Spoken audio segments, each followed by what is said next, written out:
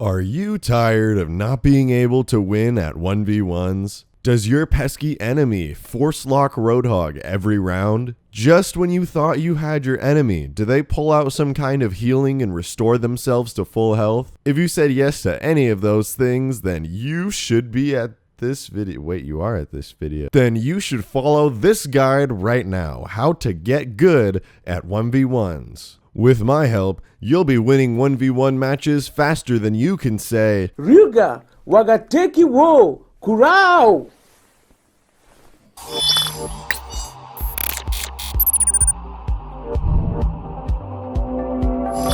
So I play 1v1s every day before I get on Overwatch. 1v1s is sort of my warm-up. A lot of people like going to the training range, but I just like to play 1v1s against people because it's a very personal kind of battle. It's something that's a true test of skill, of you versus another person. So I want to really quickly cover 3 basic rules of 1v1s, and then I'll go a little more in-depth on some strategies. So the first basic rule of 1v1s is that you must choose one of 3 characters. This is the 1v1 lockout mode. You're given 3 different characters and you must look at all 3 of them, assess which character out of the 3 would win versus all of the others, and then choose that character because there's a good chance your enemy has likely chosen that character as well. The second rule of 1v1 that is most important is that none of the 1v1 maps have any health packs whatsoever. That means there is no healing unless you choose a character who has healing abilities. This means that 1v1 is not necessarily a game of killing your opponent, but a game of having your opponent reach 0 health before you do. And that might sound like the same thing, but it's not exactly the same thing. And I'll get to that in a little bit when I discuss healing. Okay, so with the 3 basic and fundamental rules of 1v1 in place, I want to talk to you about the best characters in 1v1. You might not believe there are some best overall characters who just beat all the other characters, but there are, and there's quite a few of them. So the reason that all of these characters I'm about to tell you are so good is because they have self-healing abilities, which means they will outlast any opponent who does not pick a character with healing. So, first of all, Roadhog. Roadhog is the best character in 1v1, hands down. If you get Roadhog on a pick, you should pick him and you should play him. The only time you should not pick Roadhog if you see him on your list of choices is if you think you are bad at Roadhog. If you play Roadhog and you are good at him, pick him every single time without exception. Ever. Because if your enemy sees Roadhog on there, he will pick Roadhog and then you will die. So, the reason Roadhog is so damn good is because he heals for 300. No other hero in the game in a 1v1 matchup can match up to Roadhog's 300 healing on something like an 8-second cooldown. And I may be wrong about that 8-second cooldown, but I'm pretty sure it's 8 seconds. So then the next character who is very similar to Roadhog is Mei. Mei is just so frustrating to fight in 1v1s because as Mei, you have your ice block ability, which in a lot of ways is very similar to Roadhog's healing ability. While you do heal a lot less, Mei's overall health is a lot less as well, and in fact, as a percentage of Mei's health, I think Mei can actually heal more than Roadhog can. So of course, Mei has long-ranged covered, Mei has freezing at short-ranged covered, and Mei also has self-healing covered. So Mei is another character who's very overpowered. And then you have Ana. Ana is probably the best pick in most situations. Unless Roadhog or Mei is on there, Ana will probably be your best bet, even against a character like Soldier 76 or Tracer. The reason for this is that Ana is incredibly versatile. You can snipe your enemies from across the map, and if they don't have healing, you can just trickle them over time and heal yourself anytime you need to with your biotic grenade. So, as Ana, the goal is to just snipe your enemies from a distance. If they get too close, splash them with anti-heals and sleep dart them so that you have a chance to actually kill the enemy once they're on the ground asleep. Now, if it ever comes down to a DPS battle, I think Tracer and Soldier 76 are probably the best characters. I think Soldier 76 for the most part wins against Tracer, but if Soldier 76 isn't a pick, definitely go with Tracer. A lot of people seem to think Tracer isn't a character with a healing ability because they don't realize that Recall is a healing ability. If you play Tracer often, then you already know this, but recall restores your health all the way back to 3 seconds in time. So if you take any damage, you could just press E or just use your recall ability in general and you're golden. You can go back to being at full health, and if you trickle down at your enemy's health at all, you have them beat by a little bit. You may have noticed that every character that I've mentioned that's a key important character in 1v1s has a healing ability. And this is, of course, because there's no health packs on the map. The trick to winning 1v1s, as I said earlier, is not to kill your opponent, but to get them to reach 0 health before you do. Now, 0 health, it does mean dying, but this is different from actually killing your opponent, because if you are able to outlast your opponent, you will win hands down every time.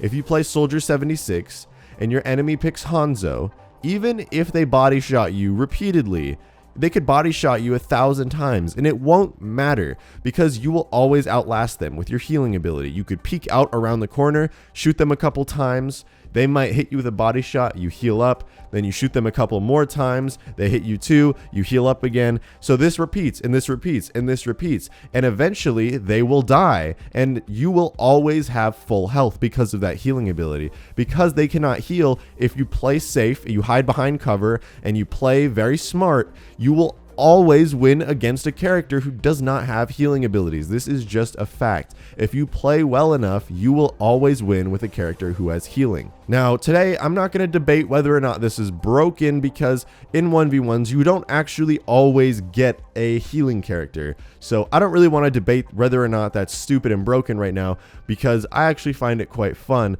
So instead, I'm going to move on right now to some general tips that might help you out. So of course, my biggest tip is to realize that healing is completely overpowered and that you should always pick characters who have healing abilities. But then I also want to encourage you to take the 20-second timer in your pre-round warm-up to make sure that when you look at those 3 characters that you have options of, compare them. Think about your 6v6 and 3v3 experiences. What certain abilities will counter other abilities? For example, would Sombra be a good pick against Widowmaker? Widowmaker could snipe Sombra, but you could go invisible and hack them from behind.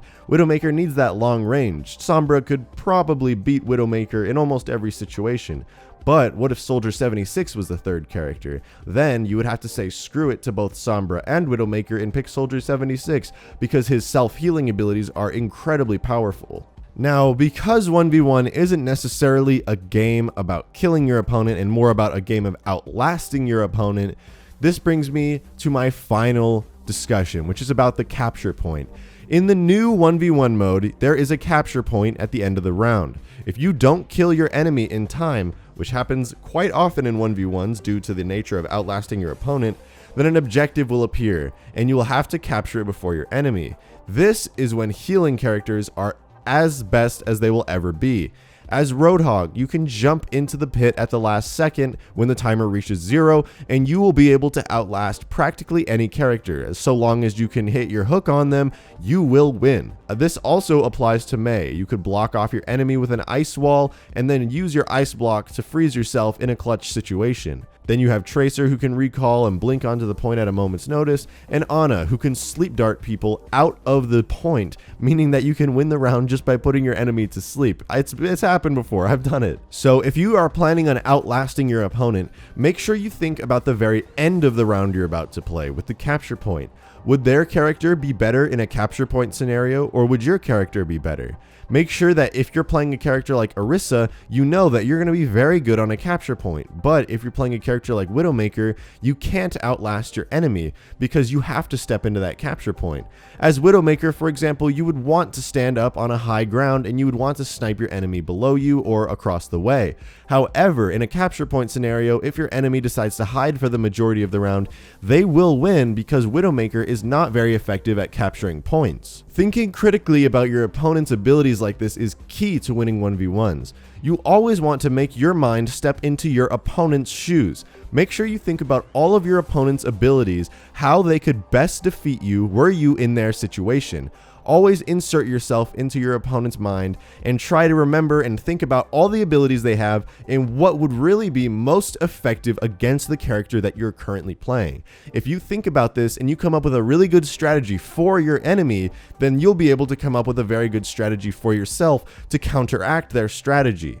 Now, a lot of the time, you might realize that you just picked a bad character, and you have very bad odds against what your enemy picked. This is when you need to go back to choosing the best possible character in the situation that you were given. Now, of course, you might not always be able to make the best choice, but you will always get better and refine and hone this skill. So don't worry that if you pick the wrong character, you always have the next 1v1 to try again. So just to summarize most of the points I made, in 1v1s, it's more about strategizing and picking the best hero at the beginning of the round rather than pure mechanical skill during the actual round itself. While mechanical skill does play a huge part and you will have to have very good aim and positioning for 1v1s, you also need to know all of the characters in Overwatch fairly in depth so that you can compare and contrast their abilities before you actually pick your character. That way you're assured that you have picked the best possible character for the situation. With picking your 3 characters, it is a little bit like rock, paper, scissors, except for the majority of the time, rock will usually beat paper and scissors because there is one character who generally is better than the other 2 in most regards. And remember, healing really is completely overpowered in 1v1s, so if there's a character with healing, 99% of the time, they're just going to be straight up better than all the other heroes because of that healing ability and their ability to outlast the enemy heroes. This applies to every hero except like maybe Hanzo, because the scatter arrow is really broken and you could instantly kill any character even if they have a healing ability with that scatter arrow. However, that is a very situational case. If you have any more questions about 1v1s, leave a comment and I will gladly respond and clear up any questions that you have. I'm likely going to be doing a more advanced and in-depth guide for 1v1s in the future, so make sure that you subscribe if you're looking forward to that. That's all I've got for today's video though. Thank you so much for watching, I hope you enjoyed, and I will see you in my next video. Like